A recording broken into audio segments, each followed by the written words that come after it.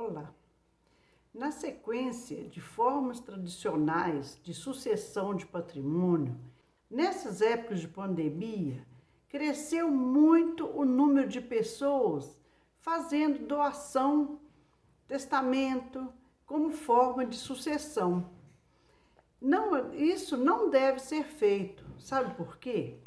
É um sistema rudimentar, antigo, tão caro quanto o inventário. Não dispensa a escritura no cartório e, após o falecimento do doador, tem a despesa para fazer e alterar a escritura, retirando o usufruto. Sobretudo, não tem caminho de volta. Não existe um mecanismo para refazer a divisão dos bens. E se houver um novo herdeiro, como é que fica? Ele não pode ser prejudicado, mas a doação já foi feita. Pense nisso. E por mais que o titular grave a reserva de usufruto, se houver uma necessidade de dispor de algum bem, num caso assim, grave de saúde, ou então numa situação boa de fazer um investimento muito vantajoso para todos, sabe o que acontece?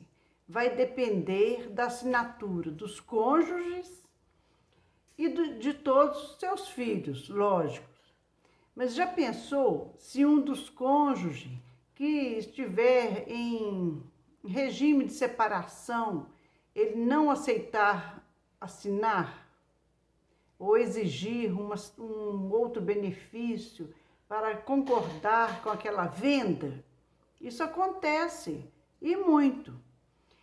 Um exemplo prático que ocorreu foi assim: o pai tinha muitos bens, a família tinha muitos bens.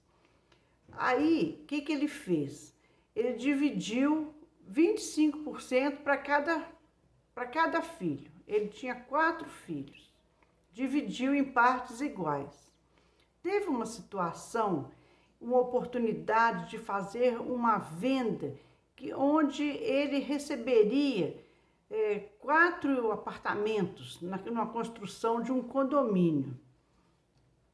Olha o que aconteceu. Um dos filhos que estava em processo de separação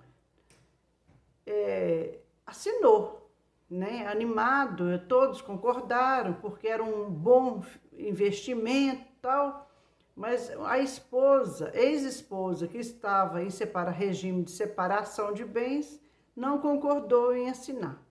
Até que o juiz abrisse e autorizasse que ela não precisasse assinar aquele documento,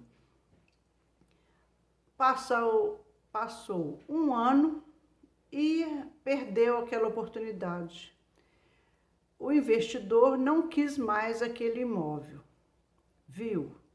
Porque foi feita a doação em vida com reserva de usufruto, mas precisou da anuência de todos os herdeiros e seus cônjuges. Isso tudo poderia ter sido evitado se ele tivesse feito um planejamento patrimonial familiar. Com esse planejamento, os bens continuam pertencendo ao doador. Na verdade, só passarão a ter efeito a doação se após o falecimento do doador. Viu? O doador, ele continua administrando e tendo total direito, total poder em cima daqueles bens. E isso no planejamento patrimonial familiar. Pense nisso. Faça já o seu planejamento patrimonial familiar e continue administrando para o bem de todos os filhos.